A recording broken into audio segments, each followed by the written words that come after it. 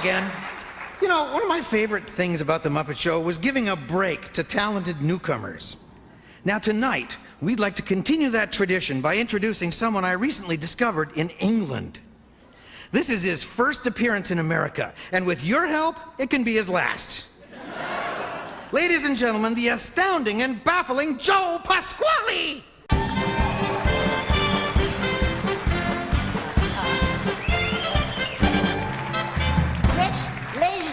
Please, thank you very much. It's lovely to be here. Good evening from me as well. I just want to say, as you probably know by now anyway, because Gonzo just said, I am from England, and I flew in on Thursday, and I've got to be honest, because since I've been here on Thursday, do you know what people have been saying to me? They've been saying, hey, what have you been doing in my garden? Okay, so what I'm going to do, ladies, I was a little bit nervous about the show tonight. I didn't know what to do. I didn't know if he was going to understand me. So I thought the best thing to do was try some of the material out before I got here this evening. So I went to an old folks home this afternoon and tried it all out. And they were really old. Like, these people were so old. When they was at school, there was no history lessons then, right? It was called current affairs, right? So I thought, I can't hit them too hard. They go off into one. So I thought, I'll start them off easy with a knock-knock joke. So I went knock-knock, and they all went, not until you show us some form of identification. It was a complete nightmare. So to get it going properly, ladies, what I'm going to do now is an impression. This should warm us up nicely. It's my impression of a robot having a pee, OK? This is a robot having a pee, OK? OK, that's that.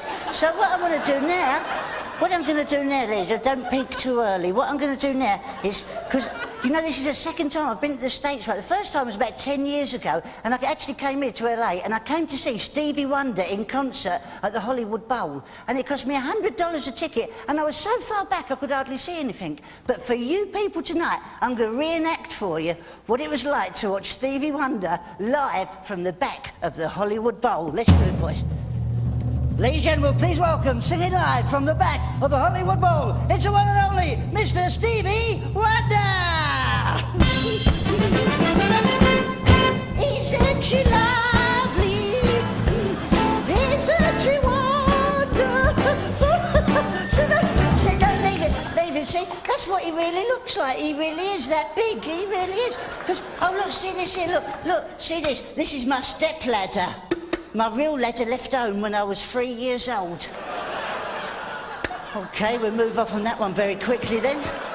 It might be a night out for you, it's a bloody career for me, remember that. Ladies and gents, what we're going to do now is something very dangerous. It's so dangerous what I'm going to do that tonight I will tweak the nipples of fear. Yes. See, you're getting into it now, aren't you? I will slide open the sluice gates of suspense and poke fun at Pandora's box. Leave it, love. Yes, this is going to knock your socks off. Don't try this at home. If you really want to do it, then go to a neighbour's house, OK? This is the amazing buckets of doom.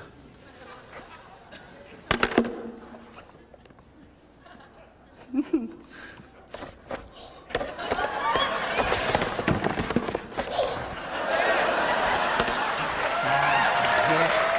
ladies and gents, what I'm going to do now...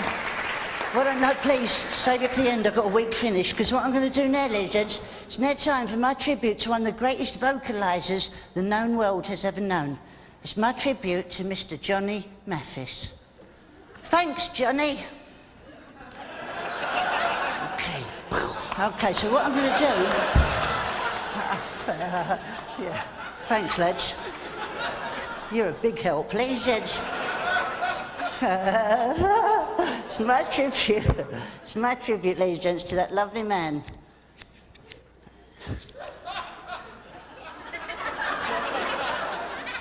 What do you find so funny? The other 600 people don't find so funny, is it?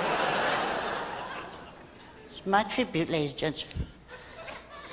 My tribute in a minute. My tribute, ladies and gentlemen, to the... Oh, that's a good one, I'll save that. My tribute, ladies and gents. It's my tribute to that lovely man, Mr. Johnny Mathis. With music for the millions. A ray of hope flickers in the sky. Has someone else come on? What happened then? A tiny star lights up way up high. All across the land dawns a brand new morn. This comes to pass when a child is born.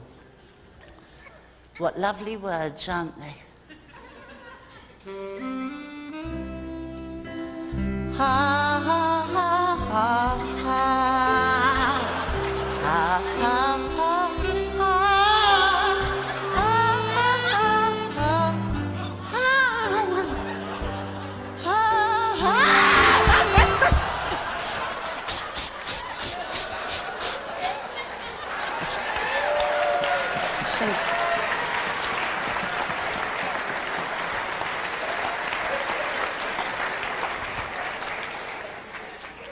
Didn't hurt anyway. Just singed all my hair. Because, you know, people ask me where I get my sense of humour from, right? And I've got to be honest, I get my sense of humour from my grandparents, right? Because my granddad, he was a bit strange. He was an Elvis impersonator, and there weren't a lot of call for that in 1938. And he was a Methodist. My granddad was a Methodist, and my grandmother, she was a spiritualist, and that made my dad a methylated spirit, and it just passed it all the way down to me. And he had a little business, he had a little shop that never made any money, though. It was a shop in like a shopping mall, and it had a sign outside the shop, and it said, "Watch batteries installed." And people used to sit outside the shop all day like that and just look at him and watch him install batteries all day. Okay, and I know some of you don't really understand a lot of what's been going on up here with me, but don't worry, you get home tonight and you get into bed, and just as you're falling asleep, you go, "Oh, I got it," and that'd be great, wouldn't it? Because he used to have all these funny little sayings. He'd say, "It's the early bird that gets the worm, but the second mouse that gets the cheese." You're going to have to work a little bit harder than this, aren't you? And who was the first person to discover you could get milk from a cow? And what did he really think he was doing at the time?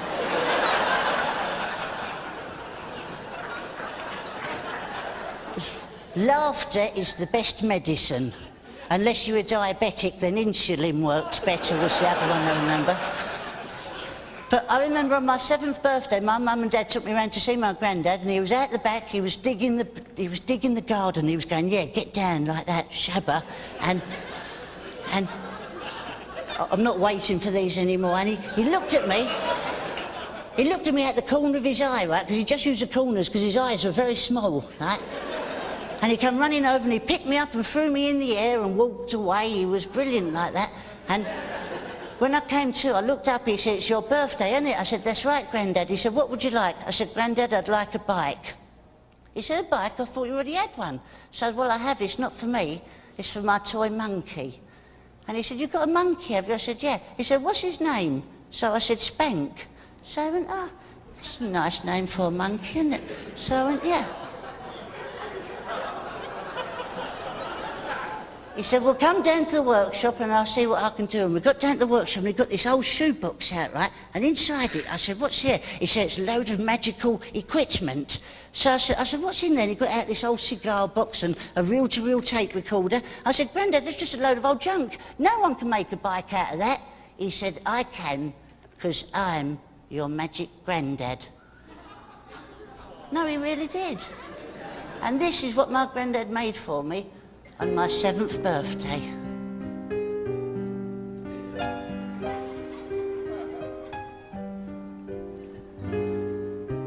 A gentle breeze from Hushabye Mountain softly blows for Lullaby Bay. It fills the sails of boats that are waiting to sail. I meant to do that. Your worries away.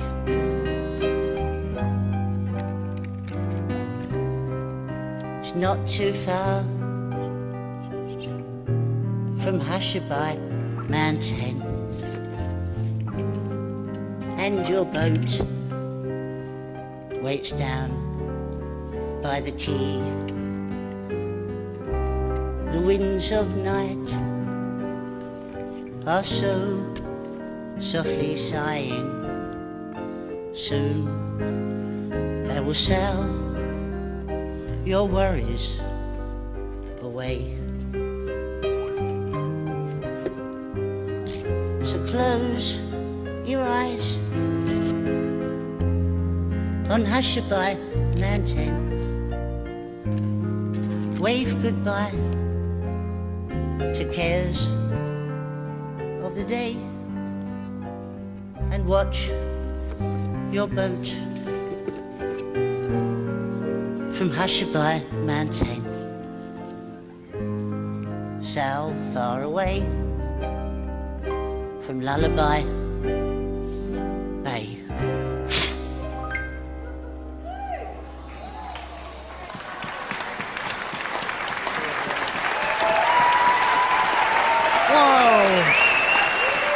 Whoa, isn't he wonderful? Let's hear for Joe Pasquale! Oh, it was beautiful, Joe. That was Wow.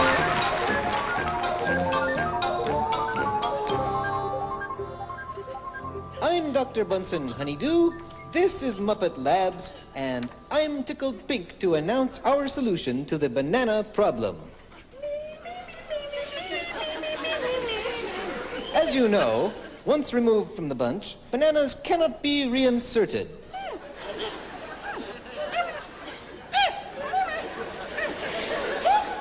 This results in extra bananas lying around underfoot, where they can be hazardous to your health.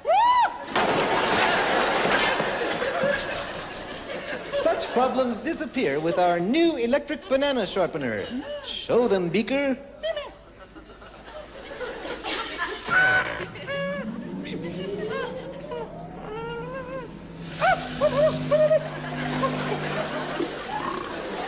Aha. Say goodbye forever to dull bananas. With this equipment, you can store bananas on any convenient vertical surface. You can even store a whole bunch this way.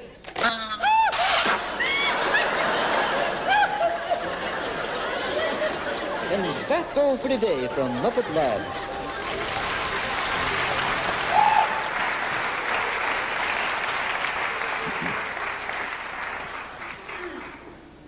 I'm here. But it's dark. No, it isn't. It's hi-ho, ladies and gentlemen. Listen, I just want to take a moment to thank you all for coming tonight. It's fun to bring everyone together to put on a show, but the real reason we're here is to support Save the Children and the work that they do helping kids around the world. That's right. That's right. That's right. And, you know, now more than ever, we know how important that work is. So tonight, let us remember the children and celebrate their spirit, shall we? And here we go. 2, 3, 4. It's in the singing of a street corner choir. It's going home and getting warm by the fire. It's true wherever you find love, it feels like Christmas. What kindness we smell with another. Places you find love, it feels like Christmas. It is. Sharing the way of love made clear. It is the season of the Spirit. The message, if we hear it, is make it last all year. Well, that's not bad so far, guys. Shall we go on? Yeah. Okay, Pepe? It's in the giving of a gift to another. A better gift than what was made by your mother. It's all the ways that we show love that feels like Christmas. All we remember. Great. It's the summer of the soul in December. Yeah. Yes, when you know your best for love, it feels like Christmas. Everybody! It is the season of the heart, a special time of caring, the ways of love made clear. It is the season of the Spirit, the message, if we hear it, is made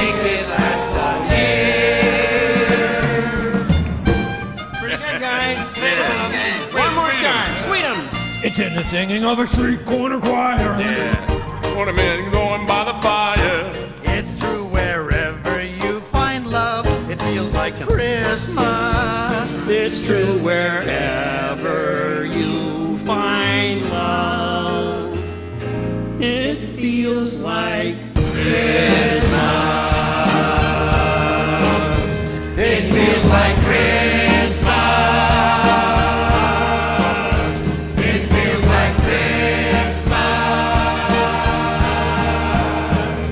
It feels like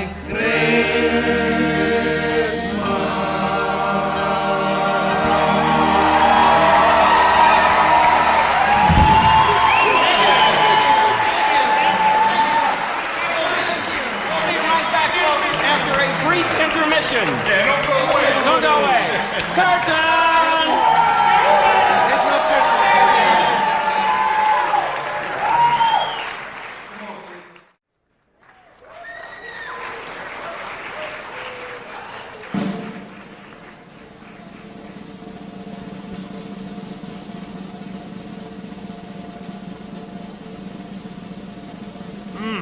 You know, the second half of this show reminds me of Aspen.